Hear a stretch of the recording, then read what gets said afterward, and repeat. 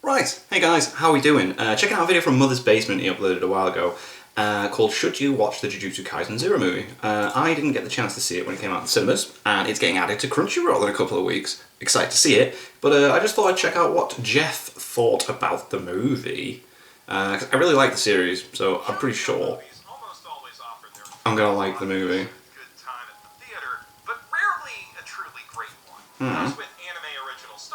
Disconnected as they are from the main plot planned by the original mangaka, tend to be constrained in all the same ways as a filler episode. Pretty much. To advance any of the main characters through their arcs in any meaningful way or make any significant impact on that main plot, the best that most Naruto or Bleach or My Hero Academia or Dragon Ball movies can do to justify their existence is... Yeah, it's weird, isn't it, that they just don't have anything to do with the main plot. Story accomplished and maybe create some memorable side characters if they're lucky. If the original creator gets involved in planning the film, like Eiichiro Oda and Akira Toriyama do from time to time, the end product may end up being a bit more substantial than that. But even then, Bro, the movie was absolutely incredible. I loved it. Superhero. Still filler, just premium grade filler. Top shelf Witcher 3 tier side content. Jujutsu Kaisen Zero finds itself in a very lucky position then. The film is based on Tokyo Metropolitan Curse Technical School, a 4-part mini-manga that Gege Akutami wrote for the monthly Jump Giga magazine in the spring of 2017, the unexpected success of which directly led them to develop the full Jujutsu Kaisen series and start publishing it the following year, at which point the name of the manga was changed to Jujutsu Kaisen Zero. As such, this movie has two huge things going for it over other Jump movies right out of the gate. First, it reaches a satisfying, conclusive conclusion in a tight 200 pages / hour and 40 minutes. And secondly, its character development and world building serve as a foundation for everything that the main story does. So it actually matters to that story. Crazy. That doesn't happen very often. To have read or watched Jujutsu Kaisen Zero to understand Yuji Itadori's character arc or the things that happen around him, but doing so does help you better understand Satoru Gojo, Maki Zenin, Toge Inumaki, oh, cool. and most importantly, Panda, plus other subtle things about the background lore details of the Jujutsu world. The story follows the second-year students in their first year as they learn to fight curses and come together as a group with a certain other member we'll talk about later, adding additional emotional weight to everything they do together in the main story. And on the darker side of things, the film and prequel manga also provide key insights that help to solve the puzzle of the series' central villain, the menacing monk. Sick. So, yeah, alright, okay. Yeah, because he's one of the baddies, isn't he? A dry run for one of the craziest and biggest fights I've ever read in any manga ever, which I will not spoil here, just as I promised not to spoil any major plot turns in this movie. Cool. But if you know what I'm talking about, you know what I'm talking about. And even if you don't, you've probably the animation was pretty slick for the series anyway, so you know the animation's going to be boss on the movie. Award-winningly cool things, only even bigger and cooler, and then you've got what happens in this movie, and now double what you just imagined, and you've got a good idea of what the upcoming arc is going to be like. The main character of that movie is one Yuta Okotsu, seemingly ordinary high school student who, despite also ending up at Jujutsu High under a very tenuous stay of execution, is the polar opposite of main series protagonist Yuji Itadori in just about every respect. Where Yuji is open and outgoing, Yuta is shy and reserved. Where Yuji exudes it's interesting, isn't it, how someone can like make a character like that as like a introduction to their world, and then they just make someone completely different as the main character for the actual ongoing story. Where the terrifying almighty cursed spirit that's bound to Yuji doesn't give one iota of a fuck if his host gets hurt, the terrifying almighty cursed spirit bound to Yuta will murder the ever-loving fuck out of you if you so much as think about touching her man. classmates. Her name is Rika, and despite getting isekai'd shortly after proposing to an 8-year-old Yuta in a sandbox, What? she is fully committed to staying with him for the rest of his life. And making sure that life is as long as possible, whether he likes it or not. Like, at one point he tried to kill himself to stop her from murdering all of his classmates, so she turned his switchblade into a pretzel. Yuta is not so thrilled about this whole situation. If the attempt This seems quite messed up. Whoa. He's a sensitive, caring boy who doesn't want to see anyone get hurt no matter what, and he's seen so many people get so hurt. Yeah. The higher-ups at Jujutsu Academy all believe that he and his special-grade cursed girlfriend are a threat to the world and want him gone as soon as possible, and he pretty much fully agrees with them, actually, but Satoru Gojo sees potential in Of course he does. also Of course he giving does. him a shot at a slightly less shitty childhood, so it's off to Jujutsu High he goes, where he joins the class of Maki, Inumaki, and Panda. At first, Yuta is intimidated and baffled by these classmates because, I mean, they are kind of intimidating and baffling people. And the Panda. And the Panda, yeah, I was going to say. Learns to rely on and open up to them, and in turn, they help him learn to recognize and cultivate his own inner strength. All told, it's very by-the-book shonen battle type stuff, but this is Jujutsu Kaisen, so it's incredibly well-told by-the-book shonen battle type stuff. With every action scene pushing the characters in a sense Mate, it looks so good. in their journeys, while still delivering on the, action side of the equation, and all the downtime used very efficiently to add emotional weight to that development and action, while delivering quality comedy at every turn. Cool, so it's got its upbeat moments, love it. You already know that under the direction of Korean wunderkind Sung-woo Park, both sides of this story absolutely shine. The comedic elements are buoyed by bouncy, expressive animation. The emotional elements make use of a modern, high-fidelity, Shinkai-esque style to create a grounded feeling of drama. And the fights, as always, hit like a tsundere who you just overheard complimenting you and then fell through the wall of the hot spring. And by golly, there sure are a lot of them fights, too. Big villain Suguru Geto's big villain plan involves a giant war on 2 different fronts in Shinjuku and Kyoto between all of the Jujutsu High students and teachers and 2,000 cursed spirits, plus a few evil curse users to spice things up. Also, that big epic war just happens to happen on December 24th, so if you're one of those, this is technically a Christmas movie type people, now you got some new ammo for your That's brilliant. Thanks to Adding it to the library. Big brawls that lead to Yuta's self-actualization and actually affect the story, we get to see a lot of little snippets of extremely cool people using their extremely cool anime powers in extremely cool ways. Aoi Todo does the thing, Satoru Gojo does all the things, Nanami does exactly 7/10 of the thing. Cool. The choreography is at once elegant and brutal in this film. Fists and feet and cursed energy whirring into a Whoa, that panda looks epic. with devastating speed and precision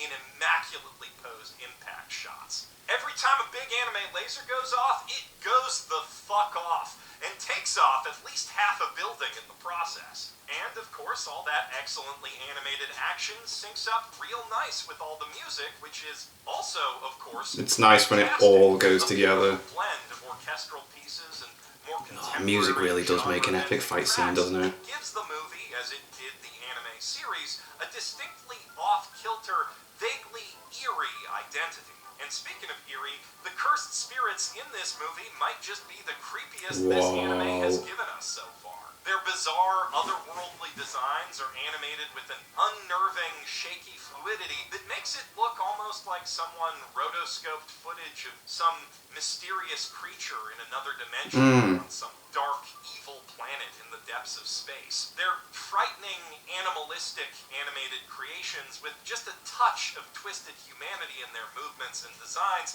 that makes them quite unlike any animal you've ever laid eyes on. Good monsters are hard to make, and this movie has a ton of them. That said, though, lots of cool fights where all the characters get to do a thing to a big bad monster is, as I said at the top of this video, kind of the bare minimum one expects from a shonen battle movie. No matter how expertly those action aspects are polished, by themselves, all they'll ultimately determine is how much a brand mega fan will potentially love the movie, regardless of any of its other qualities. And those people don't really need my recommendation to see this thing. I mean, they're just here to validate the choice they already made. So the questions I still have left to answer in this video are, 1. How gratifying is this movie for more casual fans who are simply invested in, but not obsessed with, Jujutsu Kaisen? I suppose that's me. I'm not obsessed with it, but I did enjoy it. How accessible is the movie as an onboarding ramp for new fans? Can you go in knowing nothing about this? I'm sure you could, if it's a prequel. Still have a good time with this movie, considering that the prequel manga it's based on was the only piece of Jujutsu Kaisen media out there when it became a surprise hit. I think it's safe to answer that second question with a yes. So anyone can jump in on this, that's cool. The main series explores in much greater depth, such as the corruption and infighting in Jujutsu High School's administration, the conflict between the community's elders and the young upstart Gojo, and the more violent factions of independent sorcerers who oppose their orthodoxy more violently. But you don't really need to know any of the details behind those politics to appreciate the narrative tension that they create in the movie. It's easy enough to understand that Gojo is in a three-way struggle to protect Yuta from a hostile outside world, miserly old men who fear they can't control him, and his own self-doubt, without fully understanding everything about how that greater world works. Likewise, you don't need to have read the flashback arc about how and why Suguru Geto left Jujutsu High to get what drives him as a villain here, or even to feel the strength of his now strained friendship with Gojo through how they talk to each other and how personal the mind games they play with each other get. That knowledge does help one appreciate the subtleties of certain conversations and scenes in the movie. Okay. By the same token, if you were to watch this movie first and then move on to the show, that too would cast many of the TV anime's events and interactions in a new light. The TV anime's Suguru Geto becomes an entirely different kind of enigmatic mystery villain if you're already familiar with this version of him. Gojo's concern for Yuji takes on new weight when you know that this is the second kid he's gone through this with. When the second years show up in the story, if you're familiar with the events of Jujutsu Kaisen 0, it's like meeting old friends instead of intimidating new faces. And in light of their relationship with Yuta, the speed with which they warm up to Yuji makes a lot more sense. Plus, when you already know what makes Maki and Inumaki tick, the early fights that first help us get to know them instantly become a lot more interesting. Right. If you're rereading the story and picking up on new details. Of course, the flip side of this is that when you watch the movie after having seen the show or read the manga, you understand these characters better than their new classmate. And Of course, yeah, we go in knowing who they are and what they're about. There's a sense of dramatic irony then in seeing him push buttons he didn't know were there. I like that. Misconstrue things that they say to him because he doesn't know the full context they're saying them in, which makes those interactions just as interesting as they'd be if you were getting to know these characters alongside Yuta, but in a completely different way. And the really brilliant thing about all of this is, because all of the things that we learn about these three in Jujutsu Kaisen 0 are framed in the context of how they relate to Yuta, and Yuta is such a fundamentally different person from Yuji, both the movie and the TV anime, both the manga and the prequel manga, feel like they're teaching you something fresh and new about these characters, no matter which order you experience their stories in. Both stand alone, yet both truly complement each other. Looking at the movie and TV anime side by side really highlights just how strong Akutami's character writing is. His side characters can easily take on the role of main characters without missing a beat. That is not to say the film is perfect. If there's one place its story really falls flat, it's gotta be in the romance between Rika and Yuta. Their relationship is definitely interesting. It's a weird one, that, isn't it? It makes a great basis for tension, intrigue, and drama, but their past is rather simple and cliche, which makes the Doki Doki end of the movie's emotional spectrum feel a bit more muted. Before her death, we only really learned two things about who Rika was as a person. The first being that she really, really, really loved Yuta Right. so much. That's all. all. The much, Yeah. It's pretty much her whole personality, which makes sense. Curses have one-track minds, but it's not exactly that their love feels unearned, because the second thing we learn is that they were both sick kids in the same hospital. Ah, okay. Became each other's first real friends. Then she died right at the height of that simple, stupid puppy love. It totally. Oh, makes that's why sense he's an isekai, because he got hit by a car. characters, but only in an intellectual sense. We, as an audience, never actually experience any of their chemistry, and thus, when the film tries to tug at the old heartstrings with a bloom-heavy, backlit, sunset, Shinkai blowout moment between them and its emotional climax, it kinda rings hollow. Rika is simply better at being a menacing monster whose affectations only make her even creepier than she is at being an actual character we actually care about. And that's frustrating, because there is actually some subtle, solid chemistry between Yuta and a certain other sorcerer that could have built up to a strong emotional But how can you have that with that curse there? To save exploring that for when these characters return in the main series. That's the problem with prequels. No matter how tight and twisty-turny you make them, they always have to serve as a setup for something that's For the rest, designed to overshadow them. For every story thread you tie off in a satisfying way, two better ones have to be left dangling. However, when that greater story is planned with that prequel in mind, as Jujutsu Kaisen was, that setup can eventually result in some of the rawest, most badass shit that I, personally, have ever read in any manga ever, which, without spoiling nothing, that's what this one does. Like, holy shit. Holy shit. It would ruin so much to tell you anything about why, but trust me, just trust me, there will come a point in the future of Jujutsu Kaisen broadcasts where anyone who's seen or read Jujutsu Kaisen 0 will involuntarily shout out loud. Cool, so I need to see this for the exciting future moments then. If you never move on to the main story after seeing this one, Yuta's But when's the anime back? Stronger person. The twisty, turny plot that stands in his way and the friends he makes along the way are enough in and of themselves to make that a fulfilling viewing experience. If you love Jujutsu Kaisen, I don't have to tell you to watch this. If you merely like it, this film will help you like it a lot more. Okay. And if you've never seen the show, you will still be able to fully enjoy this movie with your friends who have, or even by yourself. So, should you watch Jujutsu Kaisen 0? Yeah. If you're remotely interested in the property, or it's just been a minute since you last saw and heard some sick Sakuga on a big screen with surround sound, I'd say